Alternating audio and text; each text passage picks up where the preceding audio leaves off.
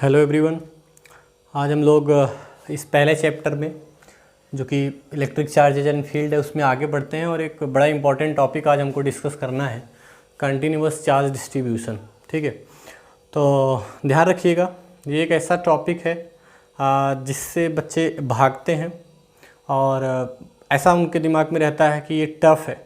ठीक, जबकि ऐसा है नहीं। इसका रीज़न ये होता है कि थोड़ा सा कम इंटरेस्टेड है तो बच्चे पूरा पढ़ते नहीं हैं, ना तो कहीं से पूरा कायदे से वीडियो देखेंगे, जो भी मतलब बुक है तो वहाँ से कायदे से पूरा पढ़ेंगे भी नहीं, तो एवॉइड करते हैं बेसिकली। इस वजह से ऐसा होता है, जबकि ये बहुत ही इंपॉर्टेंट टॉपिक है।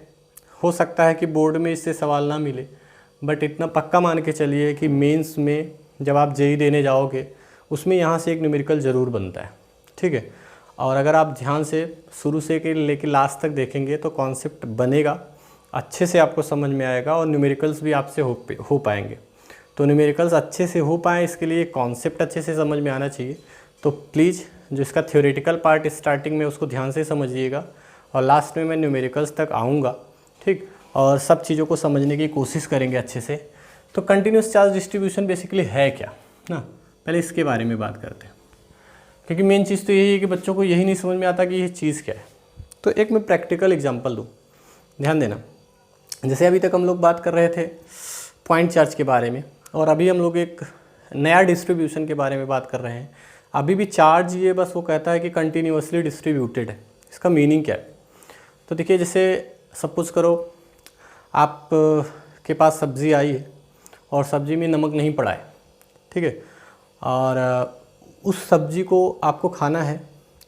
तो एक तरीका तो ये है कि आप थोड़ा थोड़ा सब्ज़ी लीजिए और बगल में नमक रखे रहिए, थोड़ा थोड़ा नमक मिला के सब्ज़ी खाते रहिए। एक इस तरीके से आप सब्ज़ी को खा सकते हैं। ठीक, और दूसरा तरीका क्या होगा? दूसरा तरीका ये होगा कि पूरी सब्ज़ी थी, आपने उतना ही अमाउंट ऑफ नमक मिला दिया और वो नमक जो था वो पूरी सब्ज़ी में डिस्ट्रीब्यूट हो गया। और अब अगर आप सब्ज़ी खाएंगे तो ऐसा नहीं होगा कि ऊपर वाला सब्ज़ी खाते हो तो उसमें नमक ज़्यादा लगता है, नीचे वाले में कम लगता है। ठीक है, आप सब्ज़ी कहीं से भी खाते हैं, जो सब्ज़ी का टेस्ट है बेसिकली नमक पे ही डिपेंड होता है। तो वो जो सब्ज़ी का टेस्ट है उसमें जो नमक की बात है वो हर जगह आपको यूनिफॉर्म नज़र आएगी जब आप उसको खाओगे। तो दो तरीके हो गए, एक तो ये था कि एक थोड़ा थोड़ा सब्ज़ी खाते गए, थोड़ा थोड़ा नमक मिला के खाते गए, एक ऐसा हो गया। ठीक, एक ऐसा था कि पूरा नमक आपने सब्ज़ी में मिला दिया और फिर सब्ज़ी आपने कहीं से खा ली। यही फ़र्क है पॉइंट चार्ज और इस डिस्ट्रीब्यूशन में, जो कि यहाँ पे लिखा है कंटिन्यूअस चार्ज डिस्ट्रीब्यूशन। ठीक है, तो अभी इसको उस एग्जांपल से आप बहुत अच्छे से कनेक्ट कर सकते हैं। तो पॉइंट चार्ज जब हम लोग पढ़ते थे तो मैं ये कहता था कि वो जो पॉइंट चार्ज होता है उसका स्पेशियल एक्सटेंशन काफ़ी कम होता है। मैग्नीट्यूड कुछ भी हो सकता है, लेकिन उसका स्पेशियल एक्सटेंशन कम होने का मतलब ये है कि वो जो मैग्नीट्यूड का चार्ज होता है वो एक बहुत सीमित स्पेस घेरता है, बहुत छोटा सा स्पेस घेरता है, उसी में कंसनट्रेटेड रहता है। बट रियल लाइफ में क्या है ना, ऐसा होता नहीं है। रियल लाइफ में वो जो चार्ज है वो एक्चुअल में वो पॉइंट चार्ज नहीं होता है। जैसे कोई वायर है, वायर में करंट फ्लो हो रहा है, करंट फ्लो होने का मतलब क्या है? चार्ज फ्लो हो रहा है, तो चार्ज उस पूरे वायर में फ्लो हो रहा है ना। ठीक है, कोई सीट है, कोई मेटेलिक सीट है, उसमें अगर करंट उतर गई तो उसमें जो चार्ज होता है ऐसा थोड़ी ना होता है, कहीं पे ज़्यादा होता है कहीं पे कम होता है। वही चार्ज, वही झटका आपको लगेगा पूरी सीट में, आप चाहे जहाँ से टच करेंगे। तो रियल लाइफ में एक्चुअली हम लोग इसको डील करते हैं, लेकिन अभी तक पढ़ने के लिए हम लोग बात करते थे पॉइंट चार्ज का। तो मेरे ख्याल से आपको ये आइडिया लगा होगा कि कंटिन्यूअस चार्ज डिस्ट्रीब्यूशन और पॉइंट चार्ज में क्या डिफरेंस है। ठीक है, बाकी इसका पिक्चर बहुत अच्छे से क्लियर होगा, बहुत ज़बरदस्त फील आपको आएगा जैसे जैसे हम इस लेक्चर में आगे बढ़ेंगे। ठीक, तो डेफिनेशन वाइज बस यही है कि रियल लाइफ में जो चार्जेज हम डील करते हैं उसका जो स्पेशियल एक्सटेंशन होता है वो काफ़ी होता है। अब वो स्पेशियल एक्सटेंशन जो है 3 टाइप से हो सकता है। 1D में होता है तो अभी आगे हम लोग पढ़ेंगे, उसके लिए लीनियर चार्ज डिस्ट्रीब्यूशन पढ़ेंगे। 2D में होता है तो उसके लिए हम लोग सरफेस चार्ज डिस्ट्रीब्यूशन पढ़ेंगे। 3D में होता है तो उसके लिए हम लोग वॉल्यूम चार्ज डिस्ट्रीब्यूशन पढ़ेंगे। तो देखते हैं, जैसे सपोज करो मेरे पास एक ऐसे बॉडी था, कुछ ऐसे ही देख लेते हैं। ठीक है, इस पर कुछ क्यू चार्ज हमने डिस्ट्रीब्यूट किया था। ठीक, और एक टेस्ट चार्ज लेके मैं आया। टेस्ट चार्ज मैं बहुत बार बता चुका हूँ तो अभी मैं उसके बारे में कुछ डिस्कशन नहीं करूँगा। एक टेस्ट चार्ज में लेके आया और मैं इस पूरे बॉडी की वजह से उस पर फोर्स निकालना चाहता हूँ। तो कूलाम साहब ने एक रूल बताया है कि इस पे जो इसकी वजह से फोर्स लगेगा, इन दोनों के बीच में जो फोर्स ऑफ अट्रैक्शन या फोर्स ऑफ रिपल्सन लगता है, उसका एक फार्मूला आप जानते हैं, F=1/4πε0 Q1 Q2 and r²। ठीक, लेकिन क्या वो यहाँ पे लग पाएगा? ध्यान देना, ये Q इस पूरे पे डिस्ट्रीब्यूटेड है। तो अगर मैं यहाँ से डिस्टेंस मेजर करूँगा इसका, तो कुछ अलग डिस्टेंस होगा, यहाँ से कुछ अलग होगा, यहाँ से कुछ अलग होगा। तो कहीं ना कहीं हम लोग उस फार्मूले को यहाँ पे यूटिलाइज नहीं कर सकते, क्योंकि यहाँ पे R, हर एक जगह पे R जो आएगा वो आपका अलग अलग आएगा। तो इसके लिए हम लोग क्या करते हैं, ये जो पूरा चार्ज Q डिस्ट्रीब्यूटेड है, इसका एक छोटा सा पार्ट इमेजिन करते हैं, छोटा सा। ठीक है, इस तरीके से एक छोटा सा हम लोग इसका 3 डायमेंशनल पार्ट इमेजिन कर लेते हैं, कुछ इस तरीके से। ठीक, मतलब इसका एक छोटा सा पार्ट हमने इमेजिन कर लिया, और इसको मैं कुछ बोल रहा हूँ dq। क्या बोल रहा हूँ? dq। मतलब इस पूरे चार्ज को बहुत स्मॉल dq के एलिमेंट में मैंने डिवाइड कर लिया। आप जानते हैं dq का मतलब क्या होता है, बहुत स्मॉल पार्ट।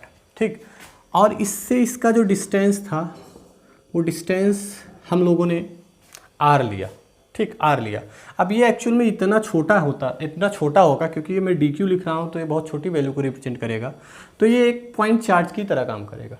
अब यहाँ पे हम लोग कूलाम्स लॉ को यूज कर सकते हैं। ठीक, तो उस Q0 पे इस dq की वजह से जो थोड़ा सा फोर्स लगेगा उसको हम लोग dF लिखेंगे, dF।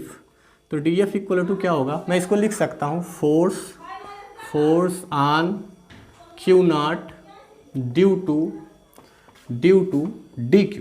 ठीक, तो ये क्या होगा आपका 1/4πε0, समझ सकते हैं आप। और उधर आपका Q0 है, ये आपका dq है, और अपान r², क्योंकि ये वेक्टर फॉर्म में लिखा जा रहा है तो यहाँ पे यूनिट वेक्टर r लगाना बहुत ज़रूरी है। ठीक, तो ये उस स्मॉल एलिमेंट dq की वजह से इस पर फोर्स हो गया। अच्छा, हमको तो पूरे q की वजह से फोर्स चाहिए, तो भाई अगर मैंने q को स्मॉल dq के पार्ट में बांट दिया, तो पूरे की वजह से फोर्स निकालना है, तो क्या करेंगे? सिंपल इंटीग्रेशन बेसिकली क्या बताता है, ये जो dq की वजह से टोटल फोर्स होगा उसका सम ही तो बताएगा।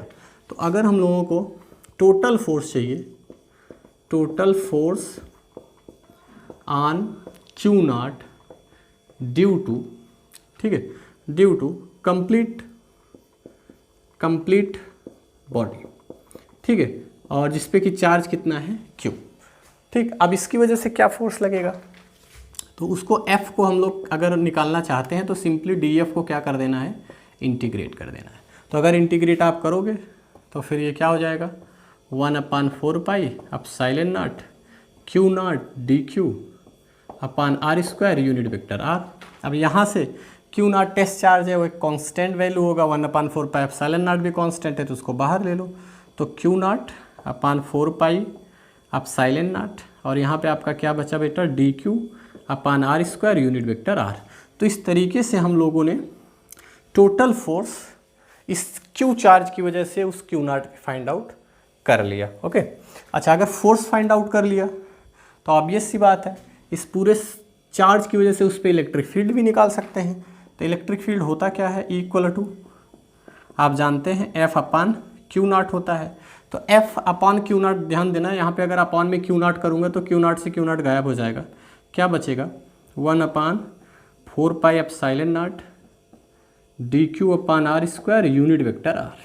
ठीक है, तो इस तरीके से हम लोग with the help of integration, इस जो यहाँ पे हम लोगों ने एक बॉडी लिया था जिसपे चार्ज Q डिस्ट्रीब्यूटेड था, यूनिफॉर्मली डिस्ट्रीब्यूटेड था, उसकी वजह से उस टेस्ट चार्ज पे फोर्स को और इलेक्ट्रिक फील्ड को फाइंड आउट कर लिया। ठीक है, तो ये आप कॉपी कर लीजिए। इसके बाद हम लोग अलग अलग linear charge distribution, surface charge distribution और वॉल्यूम चार्ज डिस्ट्रीब्यूशन को देखते हैं।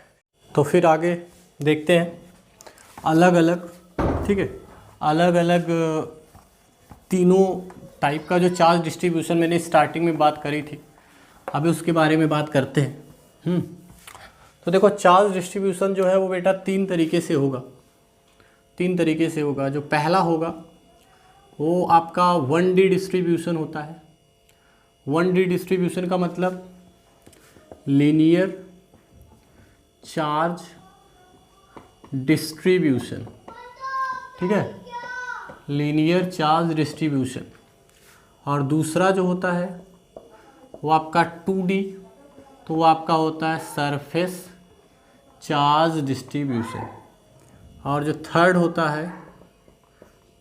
है वो आपका होता है 3D, तो ये आपका बोला जाता है वॉल्यूम चार्ज डिस्ट्रीब्यूशन। ठीक है, तो ये तीनों हैं, बारी बारी से देखते हैं। तो सबसे पहले पहला वाला देखते हैं।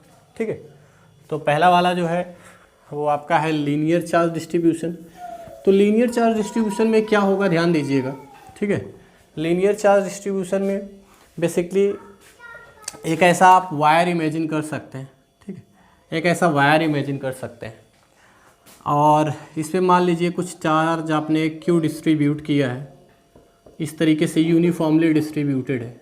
ठीक, यूनिफॉर्मली डिस्ट्रीब्यूटेड है। अब आप क्या करना चाहते हैं, इस पे जो चार्ज क्यू डिस्ट्रीब्यूटेड है इसकी वजह से एक टेस्ट चार्ज क्यू नॉट है, उस पर आप फोर्स निकालना चाहते हो और वहाँ पे इलेक्ट्रिक फील्ड निकालना चाहते हो। तो ध्यान ये देना है। तो ऐसे कंडीशन में क्या करेंगे, इसका एक स्मॉल एलिमेंट ले लेंगे। ठीक है, और इस स्मॉल एलिमेंट को हम लोग DL बोलेंगे। स्मॉल एलिमेंट को क्या बोलेंगे, DL। पूरा क्यू चार्ज डिस्ट्रीब्यूटेड था, तो इस पर जो चार्ज होगा उसको हम DQ बोल सकते हैं। अब ये वाली जो डिस्टेंस है इसको कुछ हम लोग R मान लेते हैं। ठीक, अब देखिए एक टर्म नया आएगा, उसको आप थोड़ा ध्यान दीजिएगा। उसको हम लोग बोलेंगे लीनियर चार्ज डेंसिटी।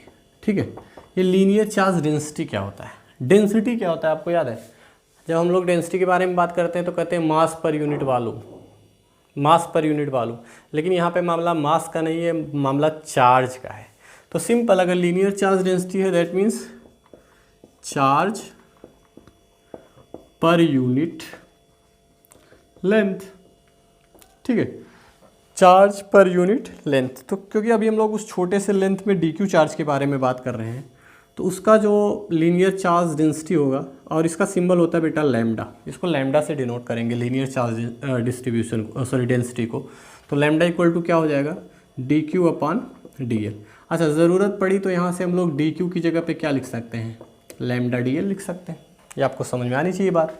अच्छा, फिर फोर्स का फार्मूला अभी थोड़ी देर पहले मैंने लिखा था। ठीक, फोर्स का फार्मूला हम लोगों ने क्या लिखा था, 1/4πε0।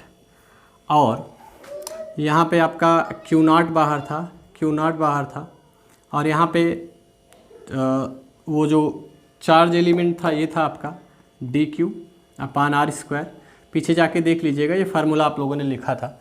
तो अभी बस क्या करना है इस कंडीशन में, Q0/4πε0, DQ की जगह पे हम लोग लैम्डा DL यूज करेंगे। ठीक, R² into unit vector R।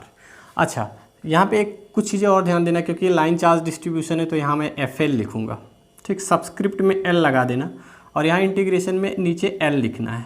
इस L का मतलब ये होता है कि हम लोग लेंथ के रिस्पेक्ट में इंटीग्रेट करने जा रहे हैं, लेंथ के रिस्पेक्ट में। ठीक है, बस ये इसको रिप्रेजेंट करता है। तो अगर आपको FL मिल गया तो ऑब्वियस सी बात है आपको EL लिखने में कोई दिक्कत नहीं होगा। EL क्या होगा, FL/Q0। तो यही यार Q0 कट जाएगा, बचेगा क्या, 1/4πε0, और अंदर आपका जो है लैम्डा DL, और अपान में R², और इसके साथ यूनिट वेक्टर R। ठीक है, तो इस तरीके से हम लोगों ने इस चार्ज जो डिस्ट्रीब्यूटेड था इस लेंथ, पर्टिकुलर लेंथ पे, उसकी वजह से उस पर फोर्स भी निकाल लिया, और उसकी वजह से उस Q0 पे इलेक्ट्रिक फील्ड का स्ट्रेंथ भी फाइंड आउट कर लिया। ठीक, तो ये आपका पहला था लीनियर चार्ज डिस्ट्रीब्यूशन। हाँ, एक चीज़ और ध्यान देना, इसमें एक स्पेशल केस बुक्स में दिया रहता है। तो स्पेशल केस में क्या कहते हैं कि एक मतलब अगर सपोज करो एक सर्कुलर वायर ऐसा शेप है कुछ, ठीक है, सर्कुलर, तो उसके लिए एक स्पेशली आपको केस कहीं कहीं दिया रहता है। तो यहाँ से क्या हो जाएगा, ध्यान दीजिएगा। तो वहाँ से जब लैम्डा निकालोगे तो मान लो इस पूरे वायर पे, ठीक, जो कि ये पूरा सर्कल का शेप ले सकता है, तो पूरे वायर पे आप Q चार्ज डिस्ट्रीब्यूट कर रहे हो, और मान लो इसका रेडियस कुछ ऐसे R है, तो Q/ उसका सर्कमफेरेंस कितना हो जाएगा, 2πr। तो स्पेशली एक केस है इस पर्टिकुलर शेप के लिए, तो इस पर बहुत ज़्यादा ध्यान देने की ज़रूरत नहीं है। ये न्यूमेरिकल्स में देखेंगे कभी किसका इसका कब कैसा यूज़ करना है। ठीक, आगे बढ़ते हैं। तो आगे क्या है, सेकेंड वाला हमने लिखा था 2 डायमेंशनल, जिसको सरफेस चार्ज डिस्ट्रीब्यूशन, ठीक है। तो सरफेस चार्ज डिस्ट्रीब्यूशन का मामला देखते हैं, ध्यान दीजिएगा। अभी क्या है, एक आपके पास सीट है ऐसे, ठीक है, किसी भी शेप का ऐसे सीट है, और इस पर सपोज करो बहुत सारा ऐसे चार्ज डिस्ट्रीब्यूटेड है, ठीक। टोटल चार्ज क्यू है, बस वो इस पर यूनिफॉर्मली डिस्ट्रीब्यूटेड है, यूनिफॉर्मली, ठीक। अब इसकी वजह से, इस सीट की वजह से एक कोई टेस्ट चार्ज है क्यू नॉट, उस पर हम लोग फोर्स और इलेक्ट्रिक फील्ड निकालना चाहते हैं। तो यार इसमें वही एक बार मैं फिर से अगर रिवाइज कराऊँ तो कूलम्ब्स लॉ वाला लॉजिक लगेगा नहीं, क्योंकि ये क्यू पूरे पे डिस्ट्रीब्यूटेड है और यहाँ से डिस्टेंस अलग है, यहाँ से डिस्टेंस अलग है, यहाँ से डिस्टेंस अलग है। तो क्या करना होता था इसके लिए, हमको एक छोटा सा, इसमें छोटा सा पार्ट ऐसे ले लेना है और इसको मानना है कि इस पर जो चार्ज है वो डी क्यू है, और इस छोटे से पार्ट का एरिया हम लोग क्या मान लेते हैं, डी एस, और इसका यहाँ से जो डिस्टेंस है इसको हम लोग आर मान लेते हैं, ठीक। अब इसकी वजह से जो कि डी एस चार्ज में ये डी क्यू चार्ज स्टोर्ड है, इसको एक पॉइंट चार्ज की तरह ट्रीट कर सकते हैं। इसकी वजह से इससे फोर्स निकाल लेते हैं, फिर इसी को इंटीग्रेट कर देंगे, तो इस थोड़े की वजह से जो आपका सम मिलेगा वो आपको एग्जैक्टली नेट फोर्स बता देगा इस पूरे सीट की वजह से, ठीक। अच्छा, तो फिर वहाँ पे जैसे पिछले वाले में लीनियर चार्ज डेंसिटी आया था, यहाँ पे एक टर्म आएगा surface charge density, surface charge density, ठीक है। सरफेस चार्ज डेंसिटी क्या होता है, ध्यान देना। इसको सिंपली वहाँ पे क्या था, चार्ज पर यूनिट लेंथ था, यहाँ पे क्या रहेगा, चार्ज पर यूनिट एरिया, और इसको सिग्मा से रिप्रेजेंट करेंगे। सिग्मा से मैं लिख देता हूँ चार्ज पर यूनिट एरिया, ठीक है। तो सिग्मा इक्वल टू क्या हो जाएगा, अभी मैं इसके बारे में बात कर रहा हूँ जो कि डी एस पे डी क्यू चार्ज डिस्ट्रीब्यूटेड है, तो सिग्मा बराबर क्या हो जाएगा, D Q upon D S, और यहाँ से हम लोग अगर ज़रूरत पड़ी तो डी क्यू बराबर क्या लिख सकते हैं, सिग्मा डी एस लिख सकते हैं, ठीक है। अच्छा, अभी क्या काम करते हैं, तो फोर्स के बारे में बात करते हैं। तो फोर्स का फार्मूला मैं स्टार्टिंग में लिखा था, वही लॉजिक हमेशा लगाना है। तो वो क्या आया था, Q not upon 4 pi epsilon nought, और नीचे था आपका, हाँ ये ध्यान दीजिएगा, अभी सरफेस का मामला है तो यहाँ सब्सक्रिप्ट में एफ एस लिखेंगे और यहाँ पे एस लिखेंगे। एस बताएगा सरफेस इंटीग्रल, दैट मीन्स वो इंटीग्रेशन जो है वो सरफेस के रिस्पेक्ट में हो रहा है, सरफेस वाइज बढ़ेगा, ठीक। तो यहाँ पे आपका अंदर आपका डी क्यू होता है, D Q upon R square, और यूनिट वेक्टर आर होता है। तो बस फ़र्क ये आ जाएगा, ठीक। फ़र्क क्या आ जाएगा बेटा, कि Q upon 4 pi epsilon nought और ये सरफेस इंटीग्रल, ठीक। अब डी क्यू की जगह पे आप क्या लिख सकते हैं, यहाँ इस केस में sigma D S upon R square unit vector R. तो ये आपने एफ एस निकाल लिया। तो इसी तरीके से हम लोग ई एस भी फाइंड आउट कर सकते हैं। तो ई एस जो होगा वो क्या होगा, F S upon Q not, तो वही क्यू नॉट गायब हो जाएगा, बचेगा 1 अपान 4 पाई एप्सिलॉन नॉट, और इधर surface integral sigma D S upon R square और यूनिट वेक्टर आर, ठीक है। तो ये बड़े आराम से हम लोगों ने इस, जो कि एक बेसिकली मेटल सीट होगा कोई, तो उसकी वजह से जिस पे क्यू चार्ज डिस्ट्रीब्यूटेड था, क्यू नॉट पे जो कि टेस्ट चार्ज है, फोर्स भी फाइंड आउट कर लिया और इलेक्ट्रिक फील्ड भी फाइंड आउट कर लिया। अच्छा हाँ, ये जो अभी हमने किया सरफेस वाले में, सरफेस चार्ज डिस्ट्रीब्यूशन वाले में एक स्पेशल केस स्फेयर का ले सकते हो आप। जैसे इमेजिन करो एक आपके पास ऐसा बॉडी है जो स्फेरिकल है, ऐसे प्लास्टिक का बॉल होता है, ठीक है। तो उस पर क्यू चार्ज है जो उसके सरफेस पे डिस्ट्रीब्यूटेड है। तो उसके लिए अगर हम लोगों को सिग्मा फाइंड आउट करना होगा तो सिग्मा क्या होगा, क्यू चार्ज है, और क्योंकि वो स्फेयर है और केवल सरफेस पे है तो सरफेस एरिया क्या होता है स्फेयर का, 4 पाई आर स्क्वायर, ठीक है। तो इस तरीके से वहाँ पे सिग्मा आप फाइंड आउट कर सकते हैं। अभी ये सब चीज़ें थोड़ी सी इलॉजिकल लगेंगी, जब आप न्यूमेरिकल लगाएंगे तो आपको एहसास होगा कि इन चीज़ों का क्या मतलब है, ठीक। तो लास्ट वाले की तरफ बढ़ते हैं जो अगला है, और वो है आपका volume charge distribution, volume charge distribution, ठीक है बेटा। तो वॉल्यूम चार्ज डिस्ट्रीब्यूशन में क्या है, आपको एक ऐसी बॉडी इमेजिन करनी है कुछ 3 डायमेंशनल टाइप की। हम कोशिश करते हैं कि कुछ 3 डायमेंशनल फील आए, ठीक है। ऐसे मान लेते हैं इस पे चार्ज डिस्ट्रीब्यूटेड है, ठीक, यूनिफॉर्मली डिस्ट्रीब्यूटेड है क्यू चार्ज पूरा। अच्छा, और इस बॉडी की वजह से हम लोग कोई एक टेस्ट चार्ज क्यू नॉट है उस पर फोर्स और इलेक्ट्रिक फील्ड का स्ट्रेंथ निकालना चाहते हैं।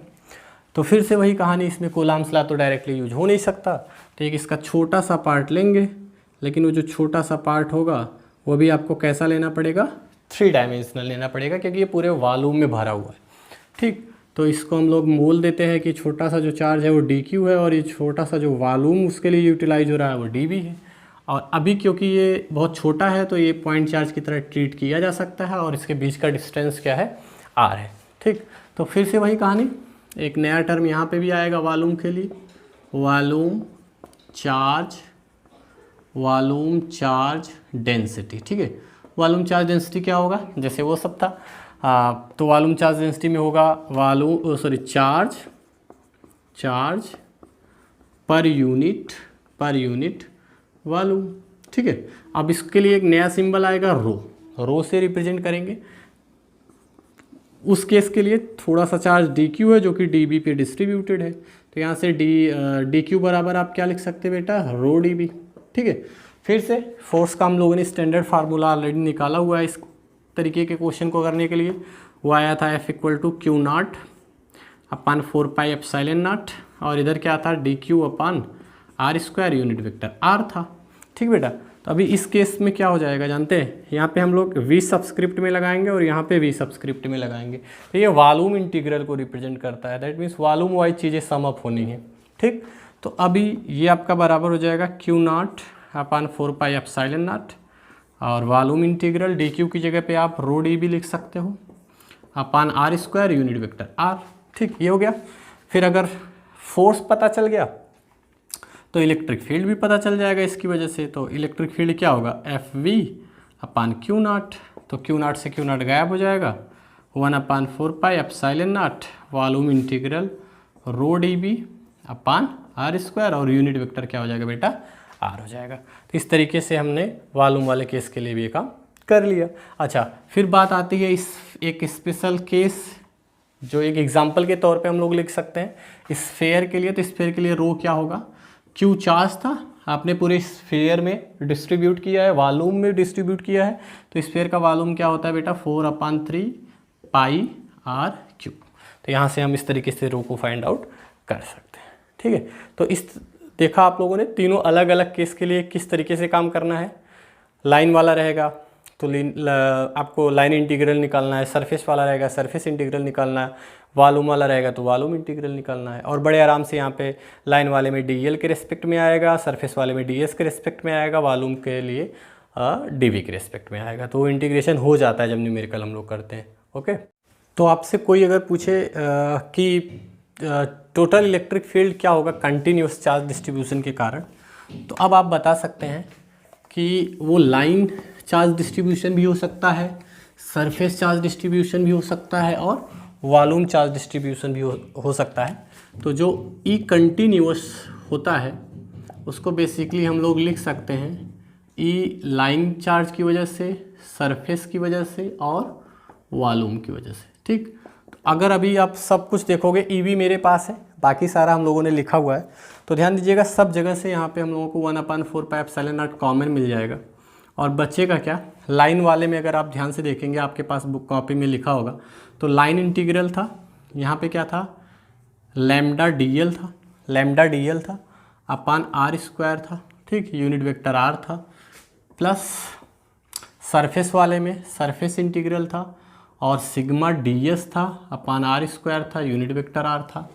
और वॉल्यूम वाला अभी हमारे पास है। ठीक, वॉल्यूम इंटीग्रल है, रो dv है अपान r² है, यूनिट वेक्टर r है। ठीक, तो ये हो गया आपका कंटिन्यूअस की वजह से। ठीक, ओके, और फाइनली लास्ट में एक चीज़ और आप देख सकते हो, वो ये है कि कोई भी सिस्टम, इसका मतलब उस पर जनरल चार्ज डिस्ट्रीब्यूशन क्या होगा, जनरल चार्ज डिस्ट्रीब्यूशन। ठीक है, ध्यान देना बेटा, ध्यान ये देना है कि आप अभी तक जब मैंने लेक्चर स्टार्ट किया था तो बताया था वो नमक का यूज़ करने का 2 तरीका था। ठीक है, अब वो डिपेंड करता है कि दोनों में से कौन किस तरीके से यूज़ करे। तो अगर मैं जनरल चार्ज डिस्ट्रीब्यूशन के बारे में बात कर रहा हूँ तो वो डिस्क्रीट भी हो सकता है और कंटिन्यूस भी हो सकता है। तो ई जनरल जो होगा, ठीक है, ई जनरल जो होगा वो आपका ई डिस्क्रीट और प्लस ई कंटिन्यूस, ठीक है बेटा।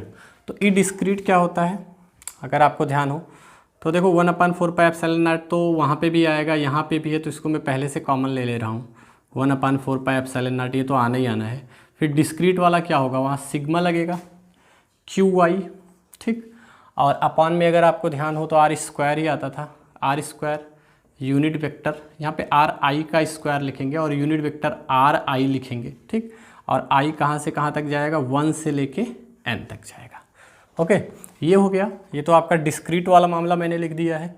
अब क्योंकि यहाँ से ये कॉमन ले चुके हैं तो ये पूरी चीज़ एक बार आपको फिर से लिख देनी है ताकि वो कंटिन्यूस वाला भी आ ही जाए इसमें। तो L लैम्डा DL अपान R² into unit vector R और प्लस सरफेस का sigma DS R² unit vector R, फिर फाइनली वॉल्यूम इंटीग्रल रो dV अपान R² यूनिट वेक्टर R। तो ये जनरल डिस्ट्रीब्यूशन की वजह से, मतलब जिसमें डिस्क्रीट भी आएगा कंटिन्यूस भी आएगा, चार्ज डिस्ट्रीब्यूशन आप इस तरीके से दे सकते हैं, ठीक है। तो ये टॉपिक वाइज थ्योरेटिकली ये अभी ख़त्म हुआ, लेकिन इसका जो मेन काम है वो न्यूमेरिकल्स का है। लेकिन क्योंकि मुझे लगता है कि लेक्चर आधे घंटे से ज़्यादा का हो रहा है और वो जो न्यूमेरिकल है उसमें आधा घंटा पूरा खुद ही लग जाएगा, तो इसलिए मैं उसका अलग से क्लास बनाऊंगा। स्टार्टिंग में लग रहा था कि एक ही में हो जाएगा तो एक ही में कर देंगे, लेकिन ऐसा पॉसिबल नहीं हो पा रहा है, वीडियो बहुत बड़ा हो जा रहा है। तो उसके लिए हम अलग से न्यूमेरिकल्स का एक वीडियो बनाएंगे, उसको ज़रूर देखिएगा क्योंकि एग्ज़ाम में वही आपकी ज़्यादा काम आने वाला है। हाँ, लेकिन वो तभी आएगा जब आप इस लेक्चर को पूरी तरीके से अच्छे से देखेंगे तभी, ठीक है। तो बस यहीं तक, थैंक यू।